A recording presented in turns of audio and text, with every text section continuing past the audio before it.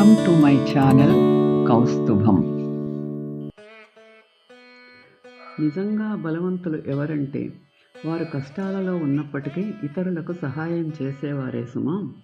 ఎక్కడైతే మనం నలుగురం కూర్చొని ఐదో వాడి గురించి తప్పుగా మాట్లాడతామో అక్కడి నుండి మనం వెళ్ళిపోయిన తరువాత మిగిలిన ముగ్గురు కూడా మన గురించి తప్పుగానే మాట్లాడతారని తెలుసుకోండి. ఆశలు వదులుకున్నవాడు బుద్ధుడు అయితే మధ్యతరగతిలో పుట్టిన ప్రతి ఒక్కడు బుద్ధుడే. నీవు ఎంత గొప్పవాడివైనా సరైన స్థానంలో లేనప్పుడు పనికిరాని వాడిగానే మిగిలిపోతావు. నీటిలో పడ్డ ప్రతివాడు చనిపోడు, ఈతరాని వాడు మాత్రమే చనిపోతాడు.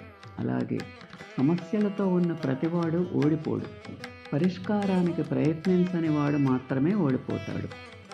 ఎదుటివాళ్ళు నిన్ను నమ్మడం లేదు అని ఆలోచించటం కన్నా ఒకరిని నమ్మించాల్సిన అవసరం నాకేమిటి అనుకో, నిన్ను నీవు గెలిచినట్లే. చదువురాని వాడి చేతిలో పుస్తకాన్ని, మనసు లేని వాడి చేతిలో జీవితాన్ని ఉంచకూడదు. ఎందుకంటే ఇద్దరూ వాటితో ఆడుకుంటారే తప్ప వాటిని గౌరవించరు. Thanks for watching. Like, share and subscribe my channel.